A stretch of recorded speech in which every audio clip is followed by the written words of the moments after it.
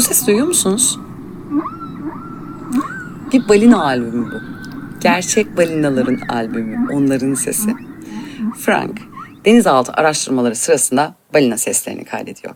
Ve bu kayıtları biyolog Roger Payne'e iletiyor. Roger, bu seslerin normal bir ses olmadığını, melodik bir ses, hatta balinaların şarkıları olduğunu fark ediyor. Ve Kambur Balina'nın şarkıları adına bir albüm çıkarıyor. Bu albümden önce balinalar genellikle ticari avcılık için kullanılan büyük deniz hayvanları olarak görülüyordu. İnsanların da ilgisini çeken canlılar olmadığı için popülasyonlarında çok ciddi bir azalma vardı.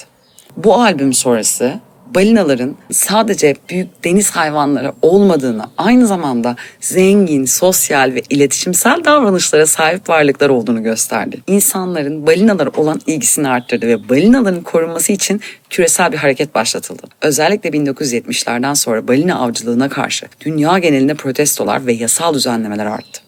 Balinaların korunması konusunda uluslararası anlaşmalar yapıldı ve birçok ülke balina avcılığını yasakladı. Albümden elde edilen gelirlerin bir kısmı bir balina fonuna aktarıldı ve Roger'ın sonraki çalışmaları birçok çevre kuruluşu tarafından da desteklendi.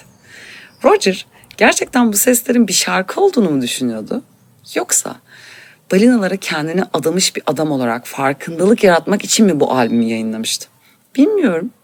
Aslında bu sorunun cevabının da o kadar önemli olduğunu düşünmüyorum. Önemli olan balinaların deniz ekosisteminde ne kadar önemli ve değerli canlılar olduğunu biliyor, buna inanıyor ve dünyayı da buna inandırmış olması.